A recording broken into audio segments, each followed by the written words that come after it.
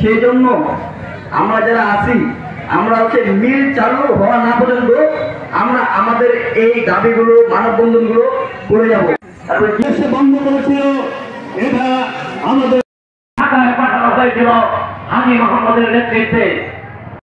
শ্রমিক কর্মচারীদের বেতন দিয়ে এবং কৃষকের টাকা দিয়ে আমাদের মিলটাকে কিভাবে লাভজনক প্রতিষ্ঠান করা যায় সেই অনুযায়ী এই বর্তমান সরকার বিভিন্ন দোকানে আমরা খরচপত্র করি, আমরা ঢাকায় দায় খরচ করি না।